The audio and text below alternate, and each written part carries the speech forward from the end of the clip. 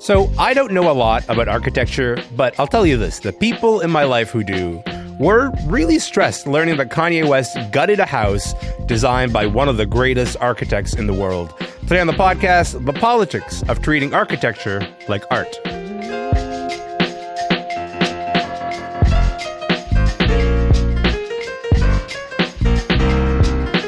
I'm Elamin Abdul-Mahmoud. This is Commotion. Listen, as far as architects go, Tadao Ando is one of the greats. For over 50 years now, he's kind of radically reimagined the way everything from houses to hospitals look and function with this minimalist concrete structures. And people with deep pockets are willing to pay a lot of money. They're willing to pay upwards of $50 million to live in an Ando-designed house. That's how much Ye, formerly known as Kanye West, paid for this 4,000 square foot Ando beach house in Malibu just a few years back. But then he took this pristine architectural work of art and completely gutted it during a massive renovation that just never completed. So now you've got this jewel of a house. It sits empty, stripped of all the special elements, completely exposed to the elements, a shell of its former self. The whole sad saga was the subject of this epic feature story in The New Yorker by Ian Parker. I recently spoke about it with Naomi Pollock. She's an architect from Chicago. She spent many years in Japan writing and studying, including the work of Ando. And we talked about the different ways we value architecture. And Naomi started by describing what makes Ando's designs so unique. There are a number of things about Ando that really stand out. I would say the most obvious one is his use of concrete. And he did something with concrete that no one had ever done before. Sure, people have built houses with concrete beforehand, but Ando turned it into a material that is appropriate for a house. It's a material you want to have your house built out of. I mean, we think of it as a more industrial material, and he turned it into something that human beings are comfortable in. How did he do that? Well, he did it with a couple means. One is that the surface of the concrete is remarkable. It's literally as soft as a baby's bottom. You want to stroke it. And so there's the texture. But then the other thing that is very important in Ando's architecture is the way he brings in natural light. And natural light, it's like makes the building breathe. And it lights up the concrete, creates shadows, it animates the surfaces, and it creates, wonderful atmosphere inside the home. What I appreciate in the tone of your voice as you talk about an Ando work is that you're carrying sort of the reverence of a poet. That's the approach that you're taking as you describe Ando's approach to his work. So you've actually interviewed him a number of times. He also wrote the foreword to your latest book, The Japanese House Since 1945. This is someone who has developed this, sort of mythical reputation in the world of architecture. What is it like? What is it like to sit in a room and talk with him? It's great. Mr. Ando did not come to architecture through the normal means. As a lot of people know, he started out actually as a boxer. And then he's basically self-taught. And he did that by traveling around and looking at buildings and sketching and thinking about what he was seeing. And in Japan in particular, where there's a right way to do everything, the right way to become an architect is to go to a university and get a university degree, a higher level degree in architecture. He never did that. So he really came from outside the system. And I think that is very much reflected in how he talks about architecture and how he talks with people who are talking with him about architecture. What does that mean? It means he's not prone to a lot of archy speak. He talks in regular language and in ways that people can understand, whether one has gone, read dissertations on architecture or written a dissertation on architecture or not. Sure. And that makes it for a very good conversation. He's also very clear in his thinking, and he expresses himself extremely well. So I've always enjoyed speaking with him, and I really appreciate the thought he puts into his responses. When he wrote the foreword to my book, as you noted, he really read my book and then wrote something very meaningful that talked about creativity in house design. And I was really delighted. So we have this respectful relationship that is intimate, that is deep. You are deeply familiar with his work. And then the story comes along, right? The story comes along of a $57 million Ando Beach house that Kanye West purchases. You know, you read the story in the New Yorker. Can you just give us a sense of how much of the house Kanye demolished and the changes that he wanted to make?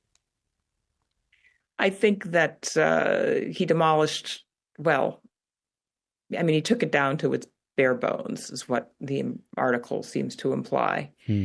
And on the one hand, you know, architecture by Ando is strong in the sense that where he places columns, how he arranges space. He has a very wonderful sense of space, how one space should connect to the next, how that space should connect to what's outside. And that's talked about in the article, where they talk about the sequence coming in and then the view of the ocean isn't revealed right away. And so my sense is that that may still be intact, that sequence of spaces, because you'd have to really just completely level the building to lose that completely. But as I mentioned before, there's this great attention to the detailing, not just of the surface of the concrete, but also just to the way all materials are treated, the way concrete meets wood. He pays tremendous attention to these things. And when you read this article, you know, with the sound of jackhammers going in the back of your head, I mean, it just sounds like it just keeps getting worse. You know, ripped out this, pulled out that, you know, chipped away at that. And it's like, you know, what was going on? What was the purpose of this? Yeah, how would you describe the house now based on the description that you read in that article?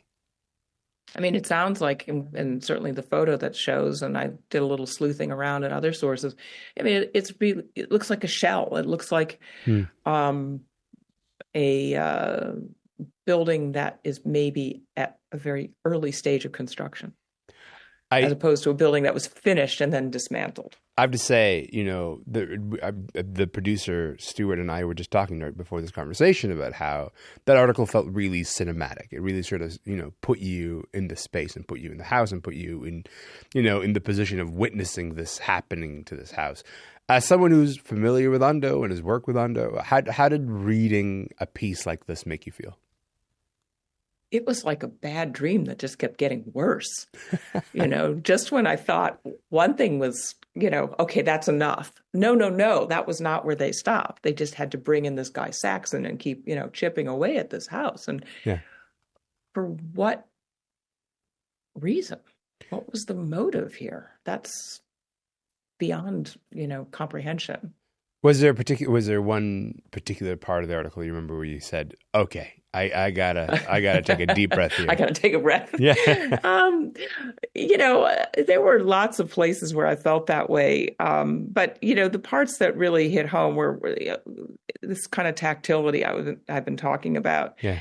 And you know, when he talks about ripping out the wood cabinets, I mean, I know what those wood cabinets must have looked like. I mean, they must be the dream of wood cabinets. And the idea of someone ripping them out, it just sounds so violent. Now, this is not the first time that a rich celebrity has destroyed a historic house on a whim. Earlier this year, there was a story about actor Chris Pratt and his wife Katherine Schwarzenegger. They received a lot of criticism because they leveled this gorgeous mid-century modern home designed by Craig Elwood, and they built a new mansion right on top of where it was. What makes this Kanye Ando story feel different for you, you think? Well, I think it's completely different when a house is completely demolished.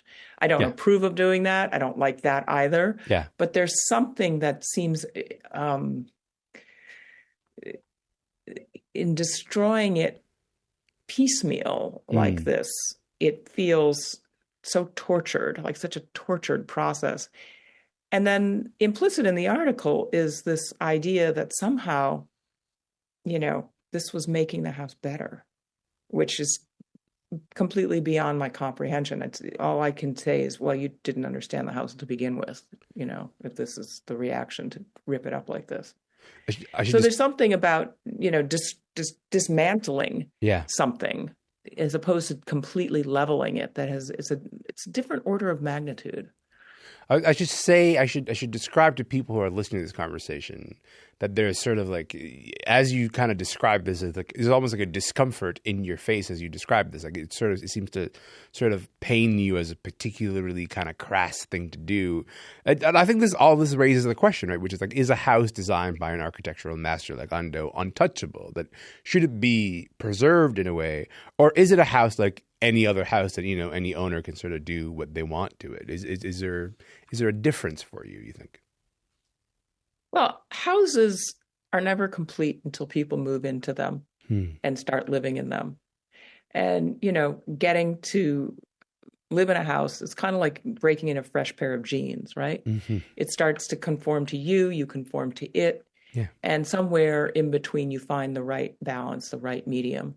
So inherent in any house, no matter who designed it, is going to be a certain give and take to make it a home. Right. And, something that's very different about architecture versus a masterwork by Picasso is that we have a comparatively passive relationship to a painting. We look at it, we appreciate it, we look at it, we move it, we put it in another lighting condition, whatever. It's still, we're looking at it. Yeah. With a house, we're interacting with it in a very different way. It has to function as a shelter for us. We have to be able to, do all of our daily life activities in this place. So it's a very different, much more interactive relationship. Naomi, you've shed a lot of light on the story. I appreciate you being here. Thank you so much for your time. Thank you so much for all your thought. Thank you. Thank you. Thank you. Naomi Pollock is an architect, journalist, and author based in Chicago, but she joined us today from Tokyo. Her latest book is called The Japanese House Since 1945, and it includes a foreword by Tadao Ando himself. Definitely check out Ian Parker's feature story on Kanye's Ando house in The New Yorker. It is just a wild read. Kanye, I should tell you, has relisted the property, well, what is left of it, for $20 million less than he paid for it. It is still on the market if you're interested, if that's the kind of money that you have, I don't know, maybe you want an Ando house for yourself. And hey, also, while we're on the subject of architecture, maybe you heard about the Ontario Science Centre in Toronto being back in the news. That building was designed by the Canadian architect Raymond Moriyama. I had a great chat with Sean McAuliffe about it a year ago, talking about the significance of that building. You can find that episode of Commotion wherever you get your podcasts.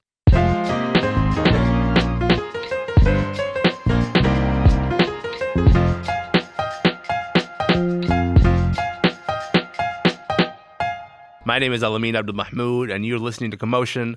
Okay, I want you to brace yourself, and then I want you to take a listen to this. And so we rise for Timbit, for it ignites a million souls.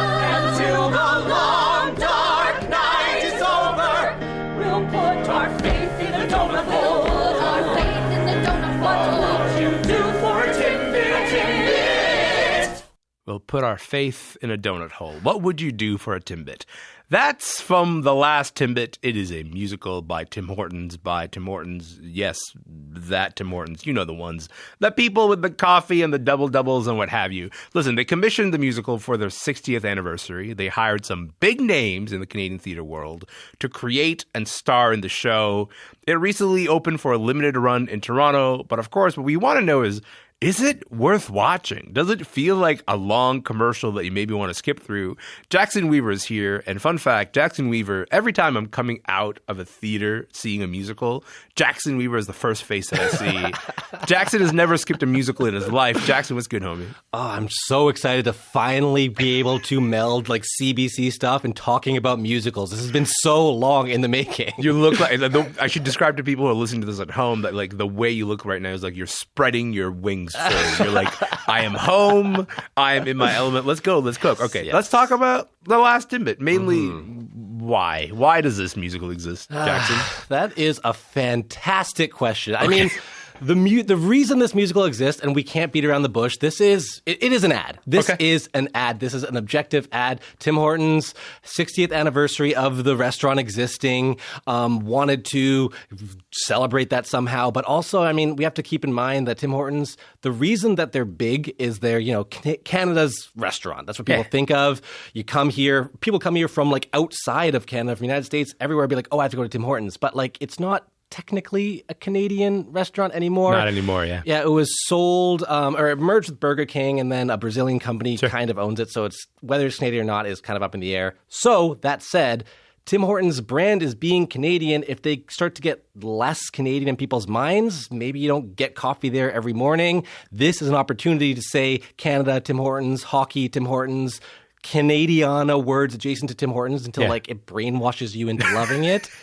But I have a pretty high tolerance for that, but also an upper limit of how much that can register. And I don't know how you put that into a story. Do you want to maybe describe how this plays out in the Last Timbit? Yeah, and the story here is kind of inspired by a true story. There is a snowstorm of December 2010 in Ontario, mostly in the Sarnia area. And then if you read some news articles, there's one from a CBC, I think the headline is like Ontario Maritime's hit by crazy weather or something from 2010. Yeah. There's one line in that article where this guy's like, oh, my fingers and toes are really cold. I'm trapped in this Tim Hortons. And that's what the musical comes out of. It's about these people in the storm outside of Sarnia who waylaid in a Tim Hortons and then start betting with Timbits. Okay, I'm stressed out by just like you describing that as the premise for the show, but fine. I have to say, like, this does feel a little bit like a throwback to the industrial musicals in the 1950s. I feel like GE used to do this, Westinghouse used to do this. Just, it wasn't even for general audiences as much as it was like for employee morale in a sense. Is that what this is? I mean, there definitely is the history of the industrial musical, which, I mean, you just described it, like mid-century musicals where almost insanely, you would get big companies trying to make people feel together. You show it to employees. Yeah. They did one show like that for here at Tim Hortons. Like the very first show was for franchise owners, I think, and employees, etc. Oh, yeah, sure. And then after that, though, they opened it to the public, which is not what industrial musicals are. So it does have a history of being like inspired by that, but it's actually closer to the review musical or the concept musical. A review musical is like where you just have a bunch of songs that aren't necessarily telling a story. You can think of, Cats, kind of. Or a concept musical is just we're trying to, like, here's a weird idea and let's throw some songs at it. Yeah. Like Cats, maybe. So mixing those all together, it does make an ad that is kind of in the musical space. Jackson, I do want you to just be aware of the fact that you just compared the Last Timbit to Cats. I mean, at least conceptually, you just described. I get it. Cats is a bunch of cats. The music Cats musical is a bunch of cats introducing themselves until one dies, right? Like, that's sorry to spoil the plot of Cats for you if you haven't seen it, but I understand what you're trying to get at here. But look, I'm uncomfortable with this because even covering this leaves a bit of a bad taste in my mouth, kind of like a honey dip Timbit. That's not my kind of Timbit. Does it feel like just one big commercial? I don't want to be too unfair here because you can be. You're totally welcome to. This does have some bangers in it. There are some good songs. Okay. There are a lot of really good, talented people in there. There are some laughs. This does exist as a commercial, but what has really cunningly been done by Tim Hortons and the ad agency that dreamed this up is they've hitched their wagons to the success of struggling theatrical artists. Theater has not done well after COVID. It's maybe industry hit the hardest because, the performers are in person and the audience is in person. And this gives, a way for artists to go back to the stage. If more industries do this, then maybe things will be great and sunny for musical artists that are struggling.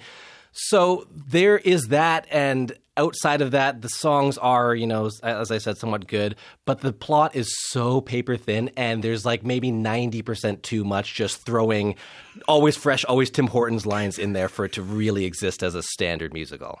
I want to be clear that some of the tickets were going for $115. You can get so many sour cream glazed Timbits, which is the actually correct choice of Timbit here. Yeah. Is it worth it, you think, for that price, for that level of money that you're paying for it? That's so.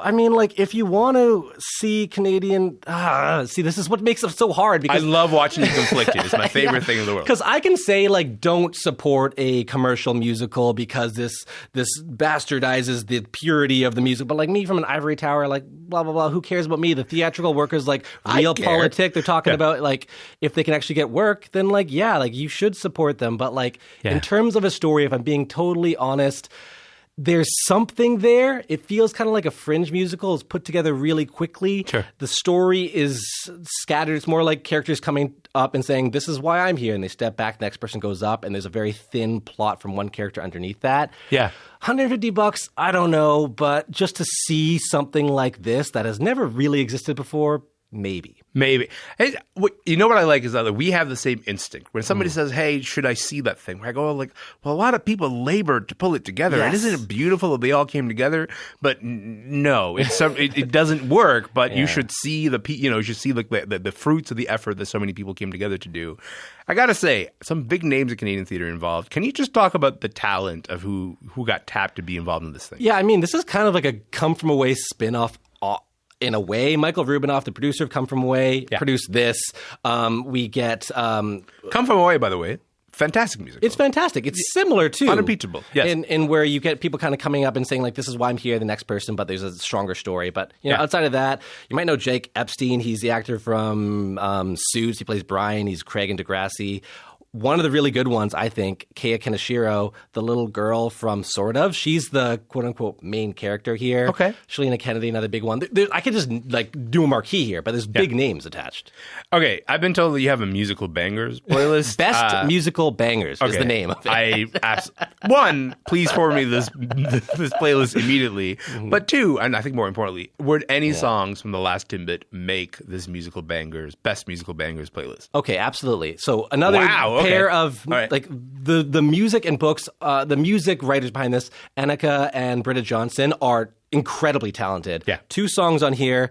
The Second Clarinetist, which is sung by Keiya Kaneshiro, and Perfect, sung by Sarah Farb, are bangers. Perfect by Sarah Farb is like, if you know the musical Be More Chill, Michael in the Bathroom, that's this musical's Michael in the Bathroom. Yeah. Those 2 songs, very good. The song we heard off the top, maybe not so much. One thing I don't love about this is when you get a musical, you want like a thematic tie. These songs kind of feel like a little bit more random, but those 2 songs, in essence, I want the official recording. I need to listen to them nonstop. One sentence answer, because this music had a limited run. Do you think it should come back?